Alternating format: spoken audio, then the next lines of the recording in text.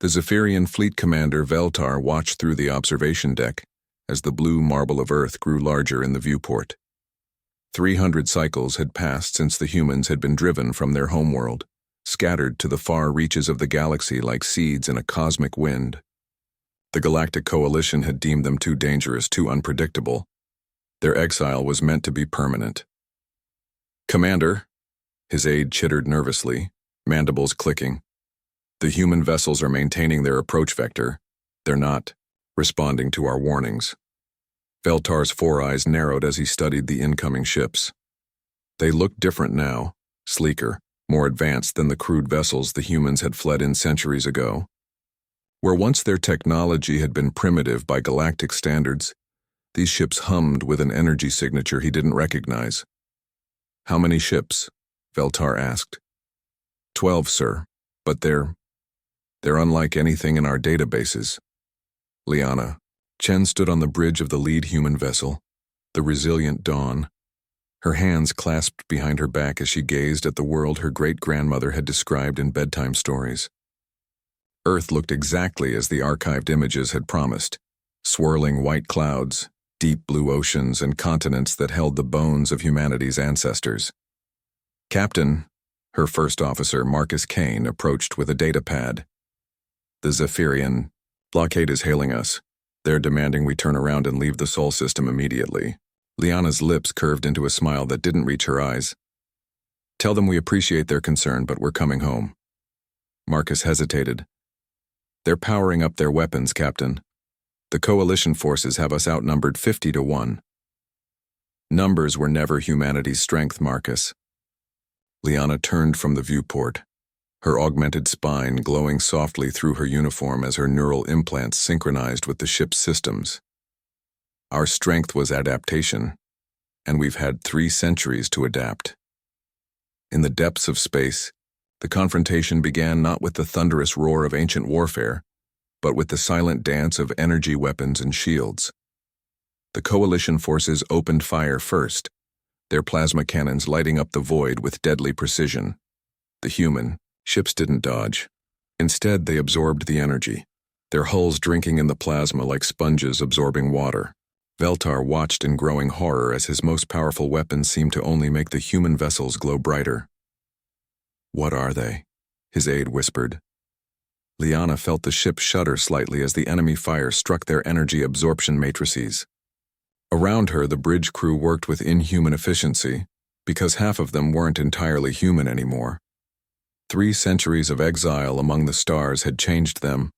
They had learned from every species they encountered, adapted their technology, even modified their own biology. "Return fire," Liana commanded.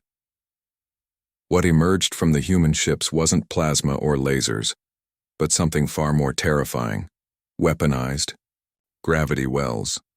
The Coalition ships found themselves crushed inward, their hulls crumpling like paper as localized gravity fields compressed them to a fraction of their original size.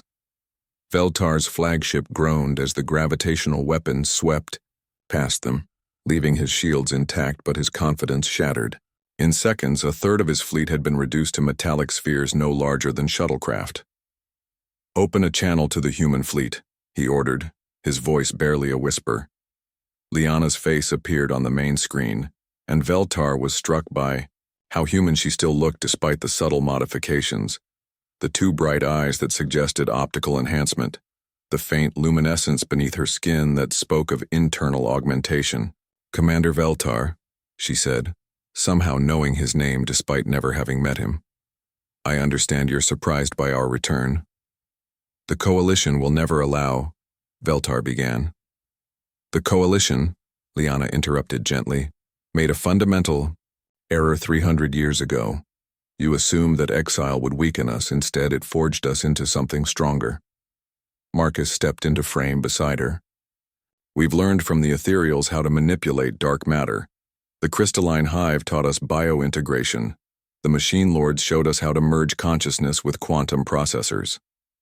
Every species that pitied us," Liana continued, "every civilization that offered us shelter, contributed to what we've become. We are no longer merely human. We are humanity evolved." The remaining coalition ships began to retreat, but they found their engines failing. The humans had deployed some form of technological virus that was systematically shutting down their propulsion systems. "We don't wish to destroy you," Liana said, her voice carrying across all frequencies to every ship in the system. "We've moved beyond such crude solutions, but Earth is our home, and we will reclaim it." Veltar looked at his officers, seeing his own fear reflected in their alien faces. What do you want?" "Coexistence," Marcus answered. "The galaxy is vast enough for all of us, but Earth belongs to humanity as it always has." As if to demonstrate their point, the human ships began to transform. Their hulls unfolded like mechanical flowers, revealing not weapons, but terraforming equipment and habitat modules. They weren't conquerors returning to claim territory. They were gardeners coming home to tend their world. "The humans are deploying atmospheric processors," Veltar's science officer reported in amazement. "They're reversing the ecological damage from the Zephyrian industrial colonies." Within hours, Earth's skies began to clear for the first time in centuries. The humans worked with an efficiency that bordered on the miraculous. Their evolved technology healing wounds that had taken decades to inflict. Liana stood once again at her viewport, watching as the first human shuttles descended toward Earth's surface. Children who had never known gravity would soon walk in forests their ancestors had dreamed of seeing again. "Sir," Marcus said quietly, "the Coalition is requesting terms for withdrawal." "Grant them safe passage," Liana replied, "and send them a message. Tell the galaxy that humanity has returned. Not as conquerors, but as what we've always been. Survivors who refuse to be stopped." As the resilient dawn entered Earth's atmosphere, Liana smiled. They had spent 3 centuries becoming unstoppable. Now it was time to come home.